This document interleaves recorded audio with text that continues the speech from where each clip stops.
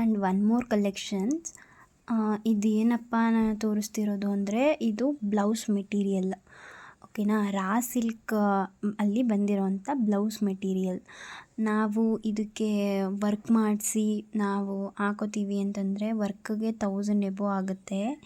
ನೋಡ್ತಿರ್ಬೋದು ನೀವು ಬಾರ್ಡರಲ್ಲಿ ಯಾವ ಥರ ವರ್ಕ್ ಕೊಟ್ಟಿದ್ದಾರೆ ಅಂತ. Throughout the blouse piece ಈ ಥರ ಚಿಕ್ಕ ಚಿಕ್ಕದು ಮೋಟಿವ್ಸ್ಗಳು ಬರುತ್ತೆ. ಆ್ಯಂಡ್ ತುಂಬ ಚೆನ್ನಾಗಿದೆ.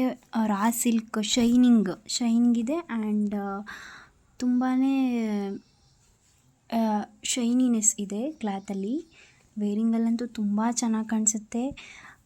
ನಾನು ಇದನ್ನು ತಗೊಂಡಿದ್ದು 450 ರೇಂಜಲ್ಲಿ ನಾನು ಇದನ್ನು ಪರ್ಚೇಸ್ ಮಾಡಿದ್ದು. ಬಟ್ ತುಂಬ ಚೆನ್ನಾಗಿದೆ. ಆ್ಯಂಡ್ ನಾವು ಕಾಂಟ್ರಾಸ್ಟ್ ಮಾಡಿ ಸೆಮಿ ಮೈಸೂರು ಸಿಲ್ಕ್ ಅಥವಾ ಮೈಸೂರು ಸಿಲ್ಕ್ ಸ್ಯಾರೀಸ್ಗೆ ಇದನ್ನು ವೇರ್ ಮಾಡ್ಬೋದು. ನಾವಿವಾಗ ಇದಕ್ಕೆ ವರ್ಕ್ ಮಾಡಿಸ್ತೀವಿ ಅಂತಂದರೆ 1000 ಎಬೋ ಆಗುತ್ತೆ.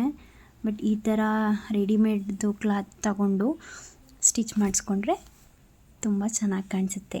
Thank you.